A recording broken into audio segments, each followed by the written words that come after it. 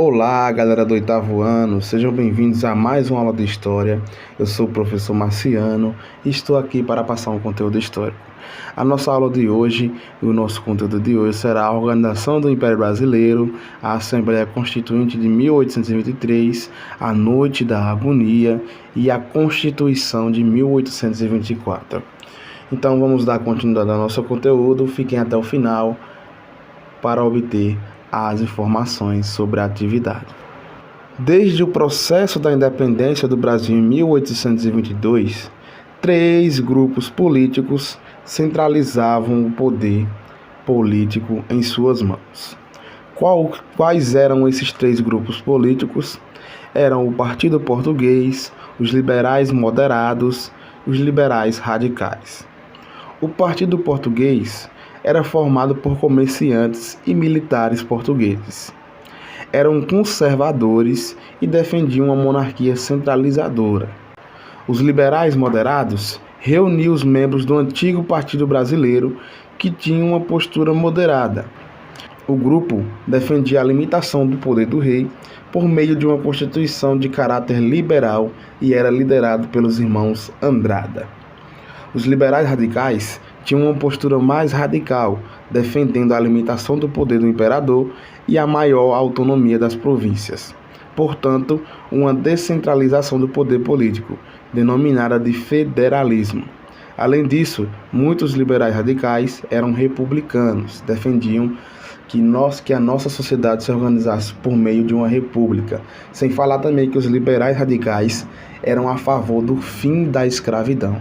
Era o único grupo político que defendia o fim da escravidão. Então, para consolidar a formação do Estado brasileiro, o Brasil tinha acabado de se tornar independente de Portugal em 1822. Então, o que era que precisava para consolidar a formação do Estado brasileiro? Uma Constituição, que é a Constituição, o conjunto de leis maiores de um Estado, de um país. Então, o Brasil precisava disso. E foi convocada uma Assembleia Constituinte, O Dom Pedro convocou uma comissão para elaborar a primeira Constituição. A diferença entre esses grupos políticos ficou clara durante as discussões para a elaboração da Carta, mostrando que a formação do Estado brasileiro não seria uma tarefa bem fácil. Então, em maio de 1823, a Assembleia começou os trabalhos de elaboração da Carta Constitucional do Brasil. Participaram os representantes das províncias, que foram eleitos na eleição. A tendência que orientou as discussões foi descentralizadora. Existia um consenso em relação à necessidade de limitar o poder do rei e garantir a autonomia das províncias. Então, nessa cerimônia, a coroação do imperador não foi bem vista por parte dos políticos, que perceberam uma postura autoritária do Dom Pedro I. A desconfiança decorria do discurso do Dom Pedro I, afirmando que defenderia a Constituição, desde que fosse digna do Brasil e dele próprio, deixando claro que a condição para a citação da Carta Constitucional Brasileira era a centralização do poder em suas mãos, contrariando assim os desejos liberais que dominavam o continente. Então, foi sugerida nessa Assembleia Constituinte a adoção da tripartição dos poderes, os princípios da Revolução Francesa, o Legislativo, o Executivo e o Judiciário. Também o que foi definido nessa Assembleia Constituinte, o voto censitário, ou seja, só poderia votar apenas aquelas pessoas que possuíam uma renda, e não era qualquer renda, viu, pessoal?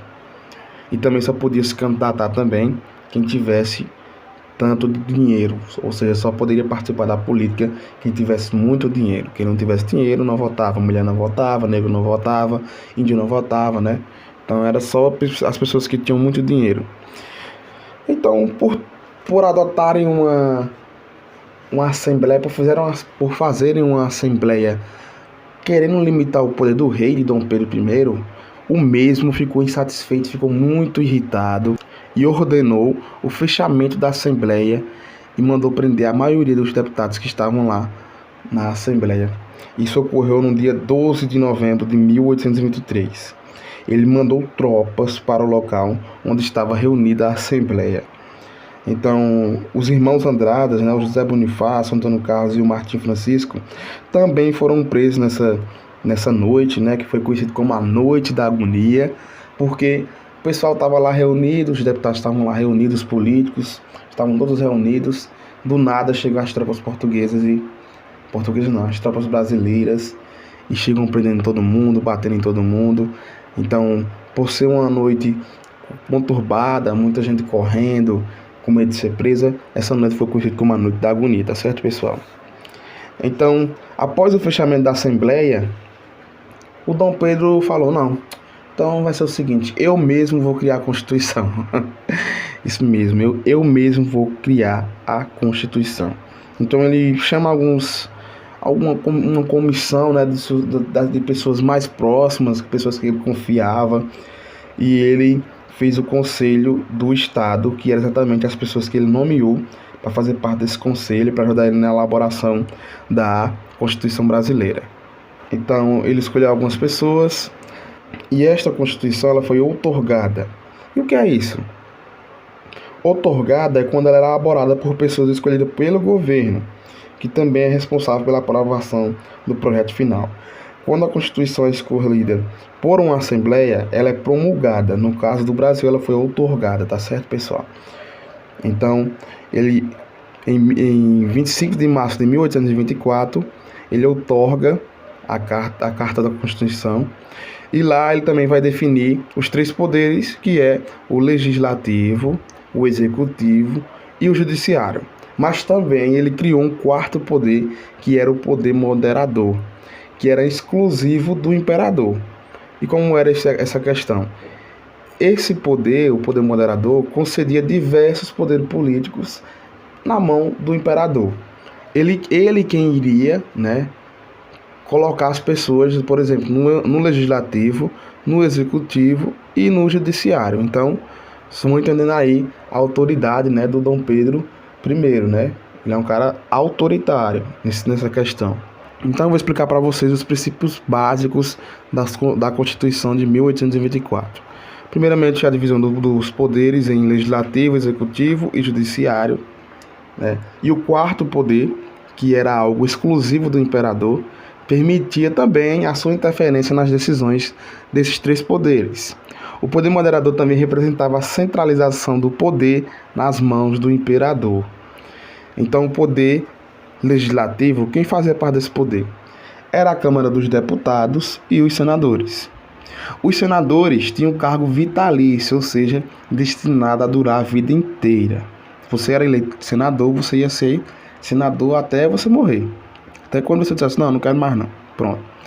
Então, eram escolhidos também por meio de um processo eleitoral que elegia uma lista tripla, que era apresentada ao imperador, responsável de escolher um dos 3 indicados. Então, um dos 3 indicados, né, a ser senador tinha que ser escolhido pelo imperador. Se nenhum dos 3 agradasse o imperador, eles não poderiam assumir como políticos aqui no Brasil. Era mais ou menos assim. O executivo era a questão do imperador. O próprio imperador tinha um poder de nomear ministros, cargos civis, militares e conceder títulos de nobreza. É nesse momento que vamos ter vários barões, vários condes, vários coronéis aqui no Brasil, né? Porque ele vai vender os títulos de nobreza para ganhar um dinheirinho, né? E o poder judiciário, que era responsável pela aplicação da justiça, e o cargo do juiz era escolhido pelo imperador e também era um cargo vitalício. Então era basicamente impossível de alguém investigar o imperador por ele ser um cara corrupto, por exemplo. Não tinha como ninguém investigar ele, porque ele tinha todos os poderes em suas mãos. Então já falei do Conselho do Estado, ele criou o Conselho do Estado com os conselheiros, né, participavam nas tomadas de decisões do Império. O sistema eleitoral brasileiro também já falei para vocês que nessa época o voto era censitário, os eleitos só assumiam se o imperador aprovasse também. O censitário era só quem podia votar, quem tem dinheiro. E o catolicismo foi reconhecido como a religião oficial. Foi uma estratégia do Dom Pedro manter a igreja calada. Então a igreja se une com o Estado. Isso garantiu poder ao imperador.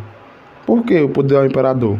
Porque ele vai nomear alguns padres, né, a cargos públicos, e vai colocar algumas leis que, por exemplo, anulavam ou tinham o direito do imperador negar decretos ou bulas papais, né, feitas pelo Papa aqui no país.